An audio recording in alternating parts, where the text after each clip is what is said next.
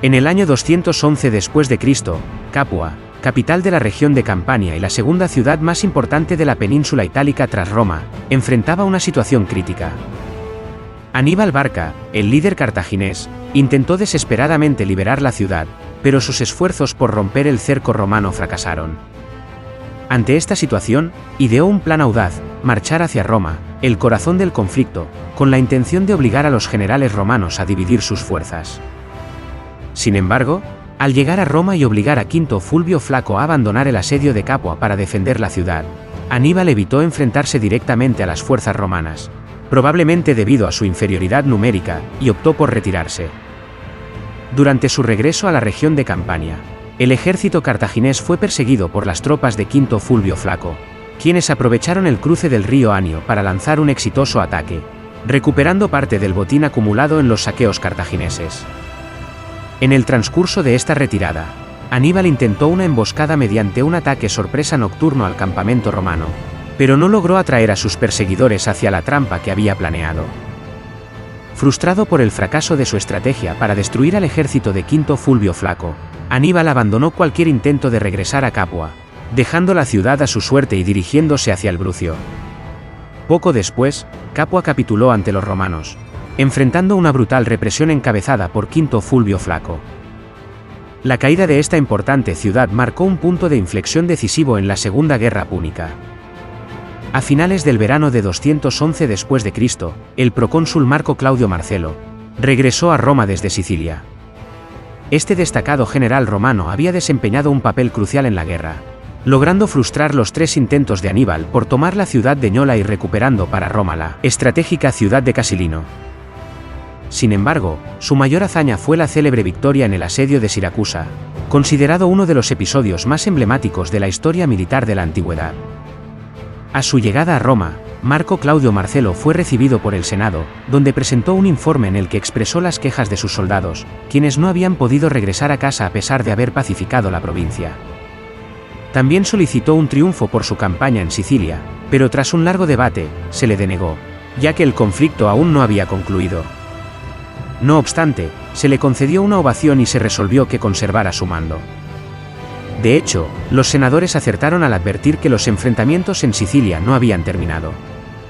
Tras la partida de Marco Claudio Marcelo, una flota cartaginesa desembarcó en la isla con una fuerza de 8.000 infantes y 3.000 jinetes númidas, logrando además el apoyo de varias ciudades sicilianas.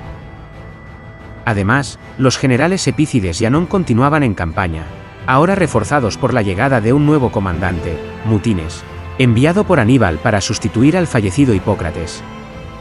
Este último había perecido, junto con gran parte de sus tropas, víctima de una devastadora epidemia de peste provocada por el intenso calor y las insalubres condiciones que surgieron durante el asedio de Siracusa. Por otra parte, el ejército romano destacado en Sicilia estaba profundamente descontento por no haber sido retirado junto con Marco Claudio Marcelo ni haber recibido autorización para invernar en las ciudades. Esta situación derivó en una grave negligencia en sus deberes, y solo la falta de un líder impidió que estallara una rebelión abierta. A pesar de estos desafíos, el pretor Marco Cornelio consiguió calmar el descontento de sus tropas, restablecer la disciplina y someter a todas las ciudades que se habían rebelado. Volviendo a Roma, durante las elecciones consulares del año 210 a.C., los resultados iniciales favorecieron a Tito Manlio Torcuato y Tito Otacilio. Sin embargo, considerando la crítica situación de la República Romana frente a la guerra en la península itálica contra Aníbal, se decidió realizar una nueva votación. En esta segunda ronda, los votantes optaron por Marco Claudio Marcelo, célebre por su gloriosa conquista de Sicilia, como primer cónsul. Para el segundo puesto, eligieron a Marco Valerio Levino, reconocido por sus destacadas campañas contra el rey Filipo V de Macedonia, tanto en tierra como en el mar. Curiosamente, ninguno de los elegidos estaba presente durante las elecciones. Además, tras finalizar el proceso, llegaron noticias de la muerte de Tito Otacilio en Sicilia, el candidato que había encabezado la primera ronda de votación. Al concluir el Senado los nombramientos, se asignaron las provincias a los nuevos cónsules mediante sorteo. Sicilia y la flota recayeron en Marco Claudio Marcelo, mientras que Italia y la campaña contra Aníbal quedaron bajo la responsabilidad de Marco Valerio Levino. Sin embargo, Las constantes quejas de los sicilianos sobre el trato recibido por Marcelo durante su campaña contra Siracusa llevaron a los cónsules a intercambiar sus asignaciones.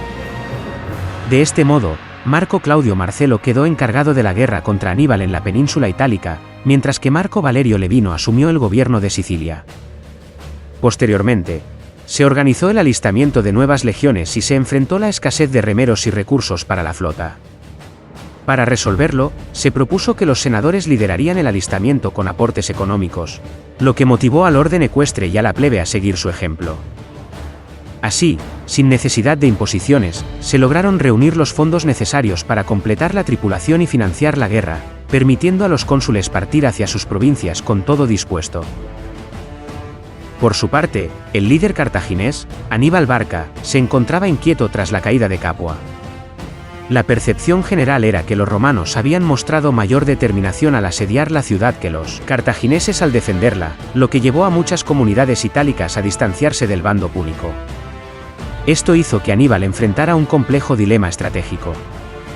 No podía dispersar su ejército estableciendo guarniciones en todas las ciudades aliadas que comenzaban a acercarse a los romanos, ya que ello reduciría significativamente sus fuerzas disponibles. Sin embargo, también temía que retirar las guarniciones existentes llevara a que los aliados itálicos abandonaran su causa y se unieran a Roma.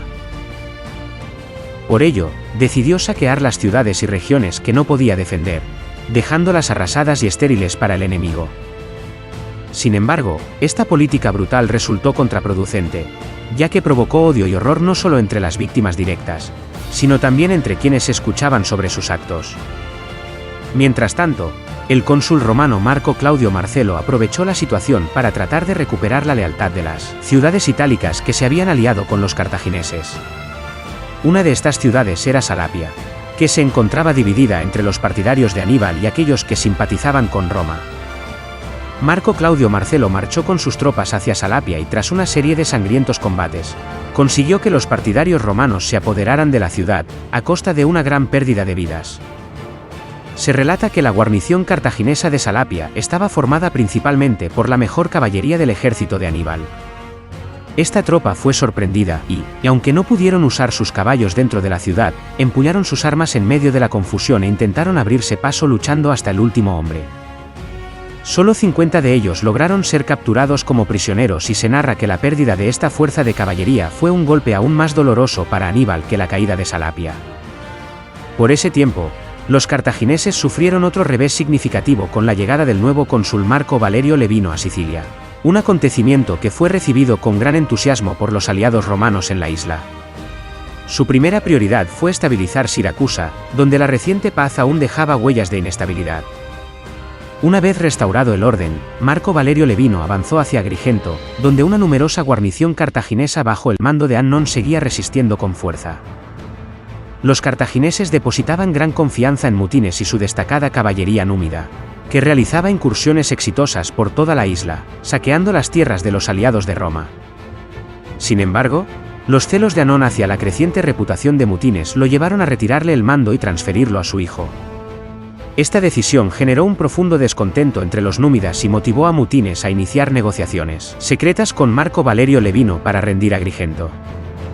El plan culminó en un ataque sorpresa y los númidas capturaron la puerta que conducía al mar, permitiendo la entrada de las tropas romanas. Las fuerzas de Marco Valerio Levino masacraron a gran parte de la población de Agrigento cerca de las puertas de la ciudad. Sin embargo, los comandantes cartagineses, Annón y Epícides, lograron escapar a África a través de una puerta trasera y huyeron en un pequeño barco, dejando Sicilia a merced de los romanos. Consolidada la victoria, Marco Valerio Levino ordenó la ejecución de los líderes de Agrigento, vendió al resto de la población como esclavos junto con el botín capturado, y remitió las ganancias a Roma. Cuando la suerte de Agrigento se hizo conocida en toda Sicilia, todas las ciudades, de manera unánime, se pronunciaron a favor de Roma, consolidando así el dominio romano sobre la isla. Lo cierto es que la llegada de los nuevos cónsules comenzaba a inclinar la balanza de la guerra en favor de Roma, mientras los cartagineses acumulaban derrota tras derrota. Marco Valerio Levino consolidaba su control sobre Sicilia, mientras que en la península itálica el cónsul Marco Claudio Marcelo recuperaba Salapia mediante una traición, y conquistaba varias ciudades samnitas por la fuerza, logrando un botín significativo. Se relata que en estas acciones, Marco Claudio Marcelo aniquiló a unos 3.000 soldados de las guarniciones que Aníbal había dejado para proteger dichas ciudades. En ese contexto, el procónsul romano Cneo Fulvio Centumalo acampaba cerca de Erdonea, una ciudad que, tras el desastre de Cannas, había desertado de Roma.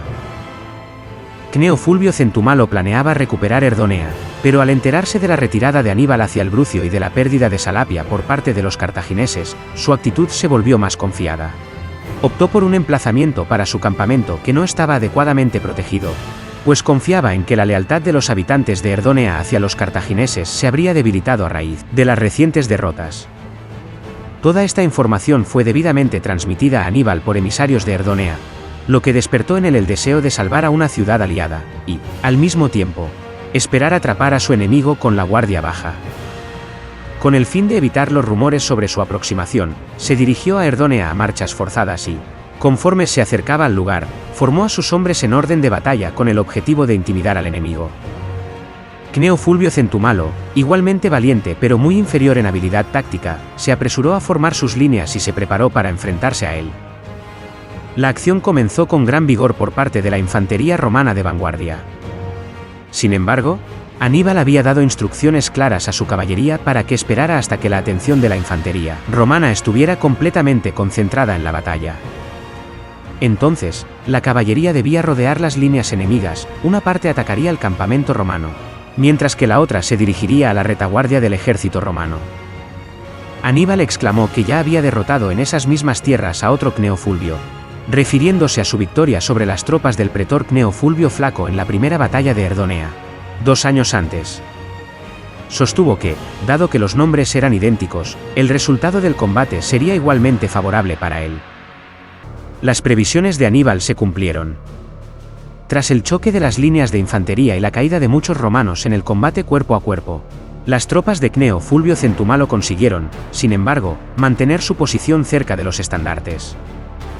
No obstante, la carga desordenada de la caballería cartaginesa por la retaguardia romana comenzó a desorganizar a la Sexta Legión, que estaba en la segunda línea.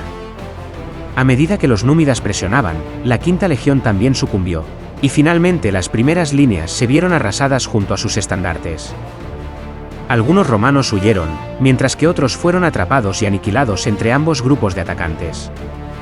Fue en este caos donde cayó el procónsul Cneo Fulvio Centumalo, junto con 11 tribunos militares.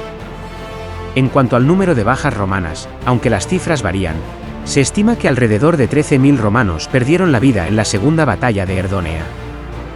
Los cartagineses se apoderaron del campamento romano y de sus despojos. Aníbal, sospechando que Erdonea planeaba traicionar su alianza y no permanecería fiel tras su retirada, trasladó a toda la población a las ciudades controladas por los cartagineses, como Metaponto y Turios, y luego incendió la ciudad. Además, los principales ciudadanos, que habían mantenido reuniones secretas con Cneo Fulvio Centumalo, fueron condenados a muerte. Por su parte, los romanos que lograron escapar del campo de batalla, en su mayoría desarmados y a través de diversas rutas, se unieron al cónsul Marco Claudio Marcelo en el Samnio. Se relata que el cónsul no mostró gran preocupación por este devastador desastre y envió un mensaje al Senado para informarles de la pérdida del general y su ejército en Erdonea. En su mensaje, destacó que él era el mismo Marco Claudio Marcelo que había derrotado a Aníbal en el pasado y que se preparaba para enfrentarse a él una vez más, prometiendo poner fin a cualquier satisfacción que el cartaginés pudiera haber experimentado por su reciente victoria. De este modo, Marco Claudio Marcelo dejó el Samnio y marchó hacia la ciudad de Numistro, en Lucania, con la intención de bloquear el paso de Aníbal hacia el Brucio. Al llegar, acampó en un terreno llano, completamente a la vista de Aníbal, quien se encontraba en una colina cercana, y para demostrar su confianza, fue el primero en ofrecer batalla al cartaginés. Cuando Aníbal vio los estandartes romanos salir del campamento, aceptó el desafío sin dudar y se enfrentó a uno de los pocos comandantes romanos capaz de plantarle cara. Aníbal dispuso sus líneas de manera que la ala derecha cartaginesa se apoyaba en la colina, mientras que la izquierda romana quedaba protegida por la ciudad. La primera legión romana y el ala derecha de los aliados fueron las primeras en entrar en combate, enfrentándose a la infantería hispana y los honderos baleares de Aníbal. A medida que la lucha se intensificaba, los elefantes de Aníbal también hicieron su aparición en el campo de batalla. El combate permaneció equilibrado durante varias horas, desde las 6 o 7 de la mañana hasta el anochecer, con las tropas de refuerzo de ambos bandos interviniendo a lo largo del día.